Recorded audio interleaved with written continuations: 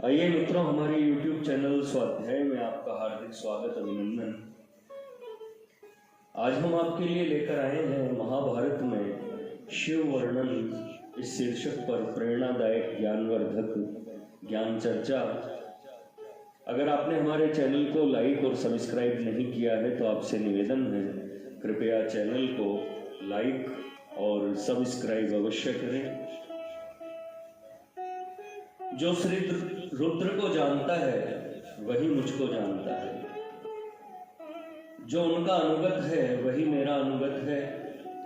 रुद्र और नारायण दो होने पर भी एक ही है।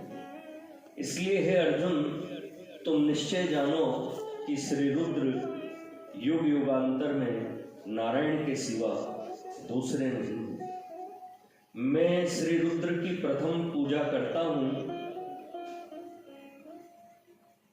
श्री रुद्र तथा बद्रिकाश्रम के नर नारायण के पारस्परिक युद्ध की कथा का वर्णन, जिसके परिणाम में दोनों में एकता स्थापित की गई, उस प्रसंग में श्री नारायण कहते हैं, हे रुद्र, जो तुम्हें जानता है वही मुझे जानता है, जो तुम्हारा अनुचर है वही मेरा भी अनुचर है। तुम्हारे और मेरे बीच कुछ भी अंतर है ऐसा न समझना, परंतु आदि कारण श्री शिव रुद्र गणों से परे हैं। भगवान श्री कृष्ण स्वयं युधिष्ठिर से कहते हैं कि श्रीमती जाम्बवती को श्री प्रद्युम्न के समान पुत्र लाभ के निमित्त हिमालय पर्वत पर उपमन्यु ऋषि से दीक्षा लेकर मैंने श्री शिव की तपस्या की थी। श्री शिव जी के महात्म्य का विस्तृत वर्णन पाया जाता है। वहां भगवान श्री कृष्ण के वचनों से ही यह स्पष्ट हो जाता है कि श्री महेश्वर शिव त्रिदेव में परिगणित रुद्र से परे है तथा वही संसार की उत्पत्ति, पालन एवं लय के कारण है। श्री शिव जी ने ही श्री विष्णु को सुदर्शन चक्र दिया था। श्री उपमन्यु ऋषि भगवान श्री कृष्ण से कहते हैं कि मेरी तपस्या पूर्ण होने पर जब भगवान शंकर जी ने मुझको दर्शन दिया, तब मैंने देखा कि श्री शंकर जी की दाहिने और संसार के पितामह ब्रह्मा जी शीघ्रगामी अपने वाहन हंस के साथ दिव्य विमान पर बैठे हुए हैं। बाईं ओर शंख चक्र गदा पद्म धारण किए भगवान श्री विष्णु अपने गरुड़ पर चढ़े हुए विराजमान हैं। स्वयंभू आदि मनु, भृगु आदि ऋषिगण तथा इंद्र आदि देवता उनकी अभ्यर्थना में खड़े हैं तथा श्री नारायण ने देवदेव श्री महादेव की प्रसन्नता के लिए ज्येष्ठ सामगान गाया। जब भगवान श्री कृष्ण जी की तपस्या पूरी हुई, तब उन्होंने देखा कि 1100 रुद्र अपने वृषभ वाहन पर सवार हुए नियम पूर्वक अपने कर्मों से शुभ कर्मनिष्ठ महादेव की स्तुति कर रहे हैं। 12 आदित्य, 8 वसु देवता, साध्य देवगण, विश्वे देवा तथा अश्वनी कुमार आदि सभी देव देवाधिदेव महादेव की दिव्य स्तुतियों से स्तवन करते हैं। इंद्र भगवान विष्णु अदिति के पुत्र एवं ब्रह्मा श्री शंकर जी के समीप रथनंतर साम का गान करते हैं। नाना प्रकार के योगेश्वर अपने पुत्रों के साथ ब्रह्म ऋषिगण, देव ऋषि वृंद, सनत कुमार तथा चारों वेद, अष्टादश पुराण, मरीचि, अंगिरा, अत्रि, पुलस्त्य, पुलह, क्रतु, मनु, रुद्र, चक्र, अथर्वा, बृहस्पति, भृगु, दक्ष, कश्यप, वशिष्ठ, काश्य एवं छंद, दीक्षा, यज्ञ, दक्षिणा, पावक, हवि, यज्ञ सामग्री प्रभृति मूर्तिमान होकर हे युधिष्ठिर योग प्रदान करने वाले गुरु श्री शिव जी के समीप उपस्थित हैं। उस समय श्री शिव जी ने भगवान श्री कृष्ण से कहा कि तुमने सैकड़ों हजारों बार मेरी आराधना की है। तीनों लोकों में तुमसे अधिक प्रिय पात्र मेरा कोई नहीं है। इसके बाद भगवान श्री कृष्ण परम परात्पर महेश्वर की स्तुति करने लगे। हे भगवान, तुम ही ब्रह्मा हो, तुम ही रुद्र, वरुण, अग्नि, मनु, धाता, त्वष्टा, विधाता हो। तुम ही तो सर्वतोमुख हो रहे हो। तुमसे ही सारे चराचर प्राणी उत्पन्न हुए हैं। चराचर जीवों के साथ ये तीनों लोक पूर्णतः तुमसे ही रचे गए हैं। हे ऋषियों के द्वारा स्तुति किए जाने वाले देवाधिदेव, तुम ही सब भूतों के हृदय हो, तुम ही क्षेत्रज्ञ हो। तुम चारों ओर हाथ पैर वाले तथा सब और आंख, सिर एवं मुख वाले हो रहे हो। तुम ही सबके हृदयों में स्थित चैतन्य प्रकाश रूप हो। हे अवयव, तुम ही अणिमा, लघिमा, प्राप्ति, ईशित्व आदि सिद्धियां तथा ज्योति स्वरूप हो। भगवान श्री कृष्ण जी ने स्वीकार किया कि मैंने इस पर्वत पर सैकड़ों, हजारों तथा करोड़ों वर्षों तक श्री महादेव की पूजा की है। फिर भगवान ने कहा, श्री शंकर जी ही ब्रह्मा, विष्णु, इंद्र, रुद्र, आदित्य, अश्विनी कुमार प्रभृति समस्त देवताओं के रूप में आते हैं तथा जगत में सारे पुल्लिंग को श्री शंकर तथा स्त्रीलिंग को उमा समझो। यह समस्त चराचर उन्हीं दोनों के शरीर से व्याप्त है। ब्रह्मा, इंद्र, विष्णु, विश्वे देवा, महर्षिगण प्रभृति भी हे शिव, तुझे तत्वतः नहीं जान सके तो फिर हम किस प्रकार जान सकते हैं। श्री उपमन्यु कहते हैं, हे मघवन, हे महेश्वर, जिनको महात्मा इंद्र का भी आत्मा बतलाते हैं तथा जिनको सब प्राणियों के गुरु और देव कहते हैं, उनसे हम वर पाना चाहते हैं। भगवान श्री कृष्ण से श्री उपमन्यु ने जो श्री शिव सहस्र नाम कहा है,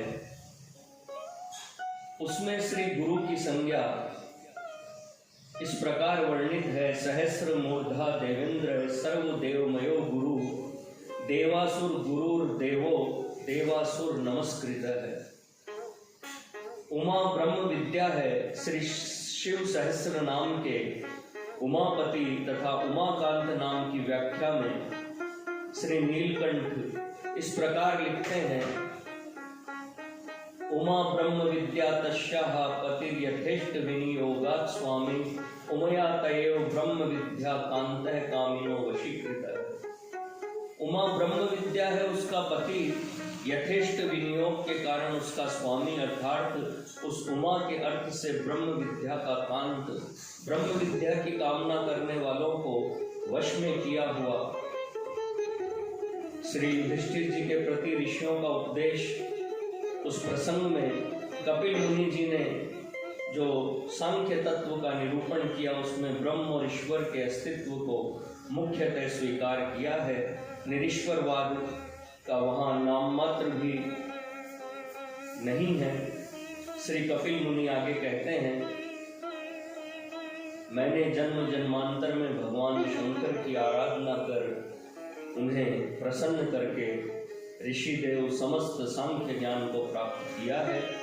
श्री विश्वामित्र जी कहते हैं, मैं पहले क्षत्रिय था, मेरी इच्छा हुई कि मैं ब्राह्मण बनूं और मैंने श्री भगवान शंकर की आराधना की और उनके प्रसाद से मुझे अत्यंत दुर्लभ ब्रह्मत्व प्राप्त हुआ।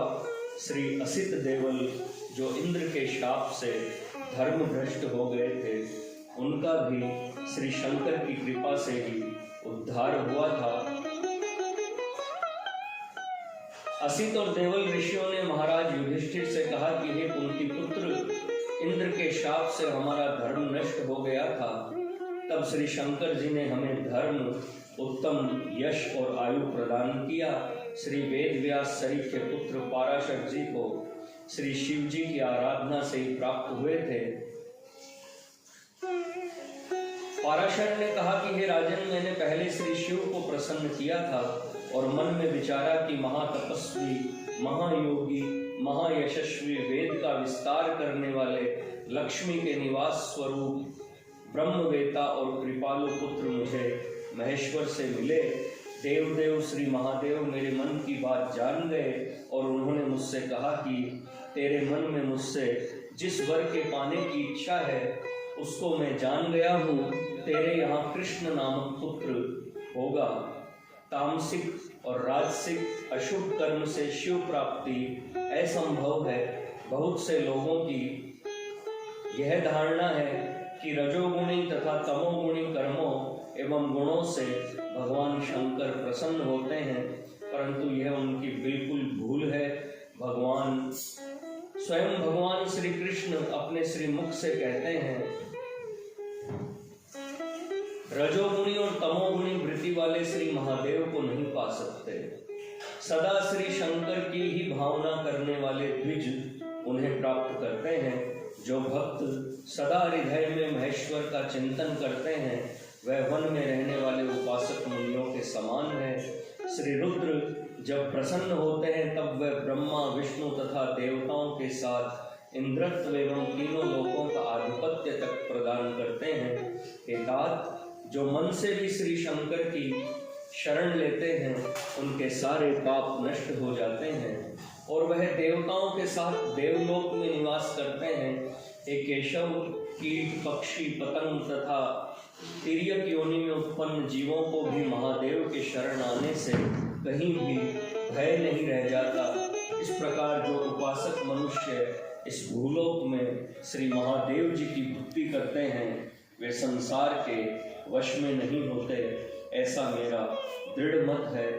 अंत में श्री भगवान कहते हैं, भूमि में से बीज आदि के समान अपने में से उत्पन्न होने वाले ईश्वर आदि के कर्ता, पंच महाभूतों के उत्पादक और वर्णीय सब लोगों की रक्षा करने वाले देवता भी शंकर से उत्पन्न होते हैं और वे प्रकट होकर महादेव की पुरातन सृष्टि की रक्षा करते हैं। महर्षि तप करके जिनको खोजते हैं उनकी अपेक्षा सब देवता स्थूल है और वह अनिर्वचनीय तत्व प्राणियों को उत्पन्न करने वाला है। उस पर ब्रह्म रूपी तत्व को मैं मोक्ष के लिए प्रणाम करता हूँ। जिनकी मैंने स्तुति की है वह अधिकारी प्रभु मुझे अभिष्ट वर दें। सिद्धांत यह है कि परमेश्वर एक और अनादि है, वही महाविष्णु है, वही महेश्वर है, वही श्री कृष्ण और श्री राम है, वही शक्ति और महेश्वरी है। इनमें कोई भेद नहीं है। उन एक ईश्वर के अनेक रूप हैं। इसी कारण वाल्मीकि जी ने अपने रामायण में कहा है कि जो अपने इष्ट से अन्य दूसरे इष्ट की निंदा अथवा लघुत्व प्रकाशित करते हैं वे बड़े पातकी हैं, क्योंकि सभी इष्ट देव एक ही हैं, भिन्न नहीं। अतएव किसी इष्ट देव की निंदा अथवा लघुत्व प्रकाशित करने से अपने ही इष्ट देव की निंदा और लघुत्व है। उसी एक परात्पर पद को कोई शिवलोक, कोई गोलोक, कोई साकेत, कोई वैकुंठ और कोई श्वेत द्वीप कहते हैं, परंतु पद एक और ईश्वर एक है। एको ब्रह्म द्वितीयो नास्ति, ईश्वर एक है, उसके नाम और रूप अनेक हैं। वैष्णव श्री महाविष्णु को शिव ब्रह्मा से आविष्कृत और स्तुति किए हुए जाते देखते हैं, तथापि श्री शिव और श्री विष्णु में रत्ती भर भी भेद नहीं है। सभी उपासकों को अपने इष्ट की प्राप्ति के निमित्त शक्ति और जगत गुरु श्री शिव की सहायता आवश्यक है। उसके लिए उनकी आराधना करनी चाहिए।